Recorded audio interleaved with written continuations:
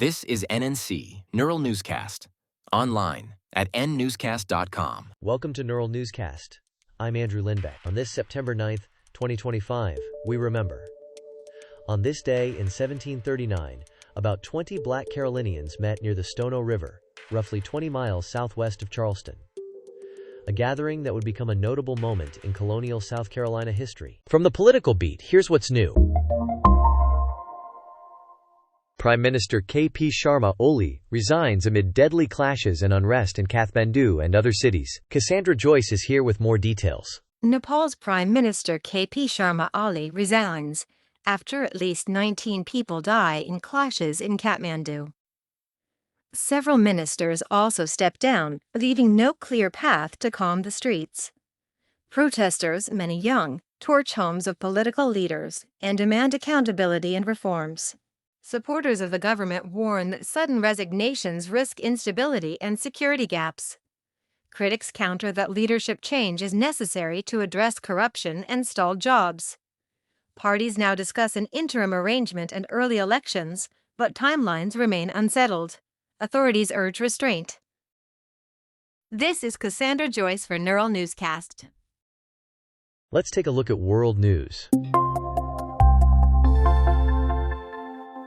Protesters set fire to Nepal's parliament, and the army prepares to deploy to restore order amid a citywide curfew. Let's hear from Monica Kellen. Protesters set fire to Nepal's parliament building as unrest enters a second day. Crowds defy a citywide curfew and target government offices and homes of politicians.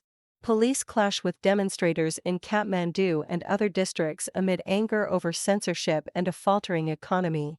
The army says it will deploy troops to restore order and protect key sites. Officials report arsons, road blockades, and vandalism, with arrests mounting. Activists demand an end to media restrictions and relief from rising prices and unemployment. This is Monica Kellen for Neural Newscast. Here's what's making headlines right now.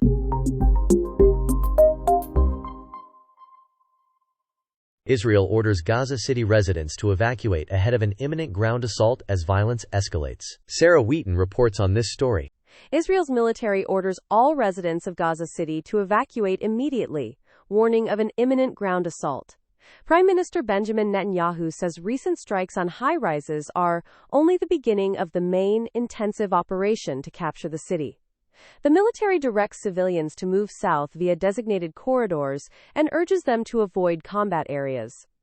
Israeli forces intensify air and artillery attacks while massing troops at the perimeter. The directive signals a major escalation in the campaign. Aid groups warn of overcrowded shelters, disrupted medical care, and rising risks for trapped families. This is Sarah Wheaton for Neural Newscast. International developments you should know. Israel says it struck senior Hamas figures in Qatar, a move that risks widening the regional conflict. Official briefings link a Jerusalem bus stop shooting to recent strikes on Hamas leadership abroad. Ukraine says a Russian strike killed people waiting in a pension payment line in an eastern village near the front. Dozens of mourners were killed at a funeral in eastern Democratic Republic of Congo in an attack linked to an Islamist-aligned militia. What's happening in government today?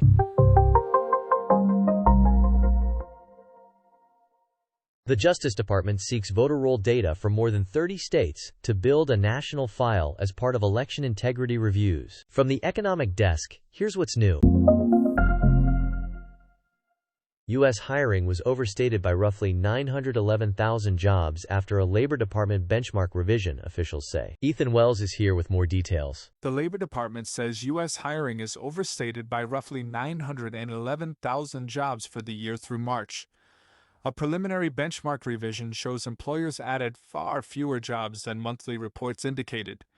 The change downshifts average monthly gains and may soften views of a still strong labor market. Economists watch this annual recalibration to align surveys with unemployment insurance records. It does not change the unemployment rate, but it can reshape policy debates. Investors will parse revisions by sector and region once final figures arrive early next year. Lachlan Murdoch secures control of the family trust, consolidating leadership at Fox and News Corp in a $3.3 billion deal. Jason Miller has more on this. Lachlan Murdoch secures control of the family trust in a $3.3 billion deal. The move gives him decisive influence over Fox and News Corp, consolidating leadership after years of succession questions. The trust holds key voting power, shaping strategy at the media companies founded by Rupert Murdoch. Investors watch for stability, cost discipline, and digital growth. Analysts expect editorial direction to remain largely unchanged. Rupert Murdoch remains chairman emeritus, while Lachlan serves as executive chair and CEO of Fox. ExxonMobil plans to make more graphite for electric vehicle batteries as it moves into battery materials production. Here's Robert Klein with more. ExxonMobil moves deeper into electric vehicle materials, announcing it will acquire assets from a Chicago-based company to make graphite, a key battery component. The oil giant aims to start production by the end of the decade. Graphite forms the anode in most lithium-ion batteries and faces growing demand. ExxonMobil says the move diversifies revenue and leverages its materials expertise. The shift signals traditional energy players preparing for long-term EV growth and tighter battery supply chains in the United States. This is Robert Klein for Neural Newscast. Hey there, this is Chad Thompson, founder of Neural Newscast. If Neural Newscast helps you feel more informed, I invite you to explore more of what we do.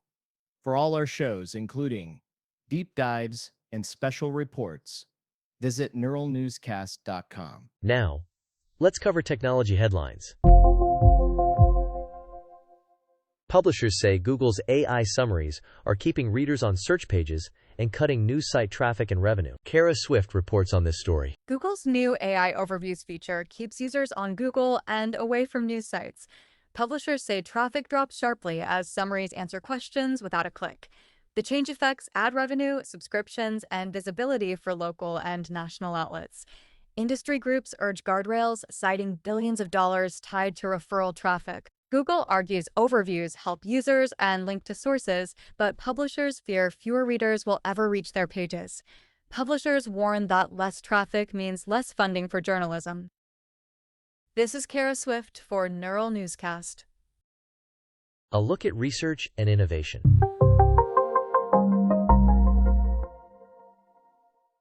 NASA scientists are probing the Earth-like TRPST-1E for signs of an atmosphere and liquid water. Here's Nathaniel Cohen with more. NASA scientists say TRAPPIST-1E may hold an atmosphere and liquid water. The rocky world orbits a cool red dwarf about 40 light-years away.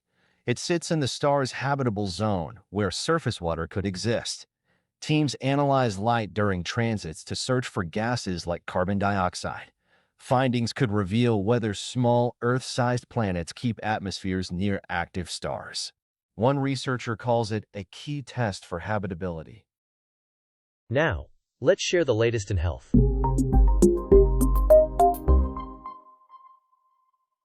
The U.S. Forest Service will allow wildfire firefighters to wear protective masks after a decades-long ban is lifted. I'm joined by Laura Navarro. U.S. Forest Service will allow wildfire firefighters to wear protective masks. The agency reverses a decades-long ban as more crews face cancer and smoke-related illness. Thousands of seasonal and full-time firefighters inhale toxic smoke for months each year. Many report persistent coughs. New guidance opens the door to respirators on the fire line and during mop-up. It also signals more health monitoring and training. Firefighters say the change validates their risk. One captain tells us protection shouldn't be optional when the air is poison. Across continents, here's what's happening. Iran and the UN nuclear watchdog meet to discuss resuming inspections at atomic sites, officials say. Let's turn to entertainment news. A documentary at the Toronto Film Festival alleges sexual abuse and misconduct in the Catholic Church, focusing on nuns, accusations. Lydia Holmes joins us with the latest. A new documentary, Nuns versus the Vatican, premieres at the Toronto Film Festival, confronting abuse in the Catholic Church. Director Lorena Luciano follows Gloria Bronciani and Mirjam Kovac, among dozens who accuse former Jesuit priest Marco Rupnik of sexual, spiritual, and physical abuse. Executive producer Mariska Hargitay backs the film. Rupnik awaits a canonical trial, The film highlights years of ignored complaints and, according to critics, raises questions about Pope Francis's reform legacy. Prince Harry presents an award to a young child described as an absolute warrior at a public ceremony. Lucas Bennett has more on this. Prince Harry presents an award to 6-year-old Esme McGlinchey, who has undergone 35 major surgeries. He calls her an absolute warrior, drawing sustained applause. McGlinchey smiles while holding the trophy, closing a ceremony focused on resilience and recognition. This is Lucas Bennett for Neural Newscast. Now, for another important update. That concludes our roundup for this edition of NNC Daily News. For updates, visit neuralnewscast.com and follow us. This has been another Neural Newscast production. Join us again soon, and visit nnewscast.com to explore today's news as well as the past like never before. Neural Newscast merges real and AI-generated voices to ensure rapid, high-quality news production. Our content is created using advanced AI models and rigorously reviewed by humans for accuracy and fairness. Despite efforts to prevent AI errors, occasional inaccuracies may occur. We encourage listeners to cross-check critical details with trusted sources. Read about our AI transparency at nnewscast.com.